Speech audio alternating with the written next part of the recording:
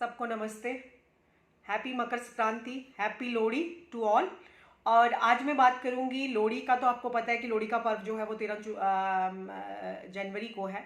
और 14 जनवरी और 15 जनवरी के बारे में कन्फ्यूजन बना हुआ है कि मकर संक्रांति 14 को मनाई जाएगी या 15 को मनाई जाएगी। तो मकर संक्रांति आप 14 को मना सकते हैं। और कुछ लोग अगर सूर्यदेव की उपासना करना चाहते हैं, बिकॉज सूर्यदेव जो हैं वो मकर राशि में प्रवेश कर रहे हैं, तो इसीलिए मकर, जिसको आप कैप्रिकॉर्न कहते हो योडियक, उसमें जब सूर्यदेव का प्रवेश होगा तो वो शाम के 8 बजे के बाद है।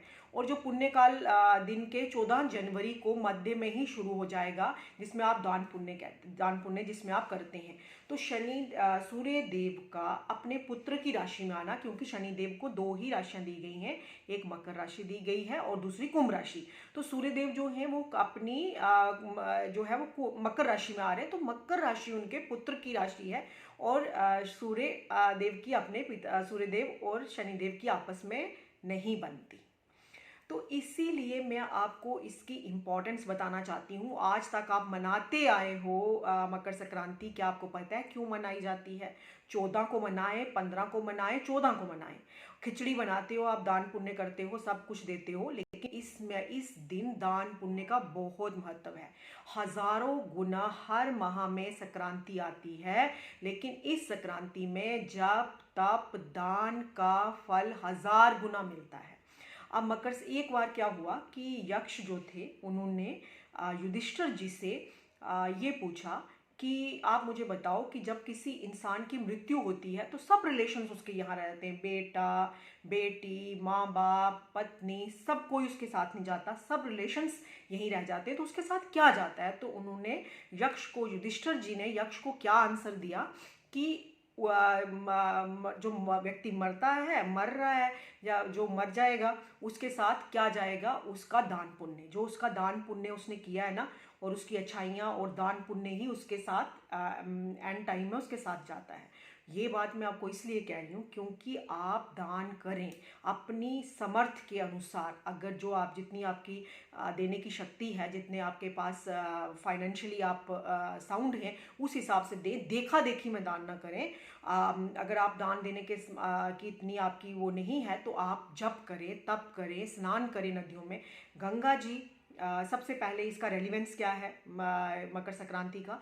तो गंगा जी इस दिन मकर संक्रांति वाले दिन भागीरथी के साथ साथ पृथ्वी पे चल के आई। भागीरथी जी ने कितना तप करके गंगा जी को पृथ्वी पे लाया, और गंगा जी जब पृथ्वी पे आई और वो कपिला मुनि के आश्रम से होती हुई जा करके सागर में मिली, वो यही दिन था मकर संक्रांति। महाभारत के युद्ध में जब भीष्म पितामह ने अपने प्राण त्यागने थे, तो उन्होंने इस दिन का चयन किया, जो कि 14, जिसको आप जनवरी बोलते हो, 14 जनवरी, 15 जनवरी मकर संक्रांति, ये वही मकर संक्रांति है जिस दिन पितामह भीष्म ने अपने प्राणों का त्याग किया था। गंगा जी जो है वो सागर में जा करके मिली, कहाँ से आई और किस तरह से भागीरथी जी ने उनको पूजा करके पृथ्वी पर लाया। दान पुण्य का बहुत जप है, जिसके पीछे की सारी जो हैं वो कहानियाँ हैं, और हर राशि वाले को अपनी राशि के अनुसार जो है वो दान देना है। और ये मकर संक्रांति जो है वो आप 14 को मनाएं, 15 को मनाएं। 15 को हम इसलिए कह रहे हैं कि संडे जो होता है वो सूर्यदेव का भी दिन है, और जैसे हम कह रहे हैं कि सूर्यदेव जो है वो शाम के 8 बजे के बाद ही मकर राशि में प्रवेश करेंगे। तो सब लोगों का ये मानना है कि मकर संक्रांति को हम 15 जनवरी को मना सकते हैं। आप 14 को भी मना सकते हैं, आप 15 को भी मना सकते हैं। रेलिवेंस जो है वो जब भी आपने जो चीज़ दान देनी है, जो आप दान करने जा रहे हो, चाहे किसी भी राशि का हो, तो वो आप जो है वो दोपहर के टाइम पे दें। जिस टाइम आप 2 बजे के बाद आप जितना भी आपका वो रहेगा दान देने का। और नहाने के लिए मैं तो नहीं किसी को कहूँगी कि आप जा करके ठंडे पानी में नदियों में नहाएं, लेकिन इस दिन नदियों के पानी के अंदर जो शक्तियाँ होती हैं, जो यूनिवर्स की एनर्जी होती है, वो बहुत बढ़ जाती है। चाहे वो गंगा जी हैं, चाहे कोई और नदियाँ, पवित्र नदियाँ हैं, चाहे आपकी कोई सामान्य नदी है और चाहे कोई नहर है, वहाँ पे जा करके लोग नहाते हैं। लेकिन आप ठंड का देख लें। मैंने पहले जो वीडियो बनाई थी उसमें कहा था आपको कि बहुत ठंड पड़ने वाली है, और आपने देखा कि बहुत ठंड जो है किस तरह से इस बार कहर हुआ है और आगे भी होगा। तो आप अपनी सेहत का पहले ध्यान रखें और उसके हिसाब से आप अपना स्नान, जप, तप दान करें। और मेष राशि वाले जो हैं वो लाल चीज़ों का दान करें, लाल वस्त्र, गुड़ कॉपर के लोटे में भर करके। वृषभ राशि वाले उसी तरह से दूध का दान करें, व्हाइट वस्त्रों का दान करें, खीर बना करके दान करें। और जब भी आप अपना कैलेंडर लाते हो तो उस कैलेंडर में आप 3 तिथियां नोट कर लो, एक तो संक्रांति, दूसरी पूर्णमासी और तीसरी अमावस्या। इन तीनों तिथियों पे जप तप दान का बहुत महत्व है, मीन्स कई गुना बढ़ जाता है। अगर आप एक किसी को चावलों की बोरी जा करके दे रहे हो तो उसका कई गुना आपको फल मिलेगा। और जब तप का भी वैसे ही है, कितना पूजा कितनी माला आप जप करते हो तो उसी तरह से उसकी भी कहते हैं कि महत्वता बढ़ जाती है और कई गुना बढ़ जाती है। वो क्यों बढ़ती है? क्योंकि इस टाइम यूनिवर्स की एनर्जीज का जो इधर पृथ्वी पे फ्लो रहता है वो बहुत हाई रहता है। और इस टाइम जो भी आपकी चीज़ आप करते हो, चाहे आप जप कर रहे हो, तो उसकी कनेक्टिविटी डायरेक्ट बनती है बाकी दिनों के कंपैरिजन में। तो ये आप मिथुन राशि वाले ग्रीन चीज़ों का करें, ग्रीन वस्त्र दान करें, मूंग का दान करें, मूंग का हलवा बना करके दान करें। आप मूंग का हलवा का आप स्टॉल लगा सकते हो, ग्रीन चीज़ों का करें। कर्क राशि वाले भी वाइट वस्त्र चीज़ों का, वाइट कपड़े, गुड़ और गेहूं का दान आप ज़रूर करें। और कॉपर का जो वो है, कोई अगर कर्क राशि और दूसरी राशि जो है हमारी तुला राशि वाले कोई वाइट चीज़ें ले लें, कोई हीरे का दान कर रहा है, कोई पन्ने का दान कर रहा है मेष राशि और वृश्चिक राशि वाले।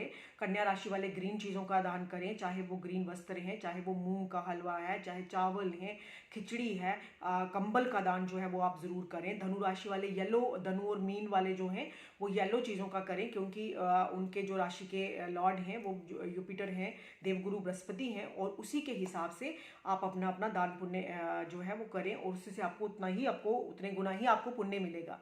जो आपकी मकर राशि है और कुंभ राशि है, तो उसमें शनिदेव जो है के हिसाब से, जैसे आप खिचड़ी बनाएं उसमें आप माह की दाल डालते हैं, माश की दाल, तो वो खिचड़ी बना करके आप दान दें। ब्लैक चीज़ों का दान दें, लेकिन ब्लैक वस्त्र मत पहने आप।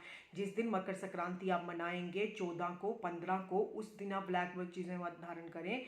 आप रेड कलर का पहन सकते हैं, वाइट कलर का कपड़े पहन सकते हैं, लेकिन आप ब्लैक चीज़ों को अवॉइड करें। तो इस दिन आपके लिए बहुत अच्छा रहेगा। मैंने सब राशि वालों के लिए बता दिया। गंगा जल जो है, अगर आप गंगा जी में हरिद्वार नहीं जा सकते तो गंगा जल को डाल करके आप नहा लें, गंगा जी का स्मरण करते रहें स्नान करते टाइम। और काले तिल का जरूर प्रयोग करें, चाहे आप नहा रहे हैं उसमें भी आप काले तिल ऐड करें, चाहे आप सूर्य देव को जल जो है अर्पित कर रहे हैं कॉपर के लोटे में, उसमें भी आप तिल का प्रयोग जरूर करें। और मकर राशि, ये जो मकर संक्रांति है, इसमें जितना जिसका अपनी समर्था के अनुसार आप दान पुण्य करें, जप करें, खिचड़ी घर में बनाएं, भगवान जी को भोग लगाएं, मंदिर में चढ़ाएं, फिर खुद खाएं। और दही का प्रयोग आप खिचड़ी के साथ ज़रूर करें। अभी मैं आप सबके साथ शनिदेव का जो अवधि, सूर्य देव जो हैं वो शनिदेव के घर आ रहे हैं मकर राशि में, और शनिदेव 4 दिन के बाद दूसरी राशि में चले जा रहे हैं, कुंभ राशि में, जो कि उनकी मूल त्रिकोण की राशि है। इसमें मैं आपको राशि अनुसार सब बताने वाली हूँ। मेरी नेक्स्ट वीडियो में आपको एक एक चीज़ बताऊंगी कि शनिदेव 30 साल के बाद अपनी कुंभ राशि में वापस आ रहे हैं, और ये 2.5 साल, आने वाले 2.5 साल सब राशि वालों के लिए कैसे रहेंगे। Thank you.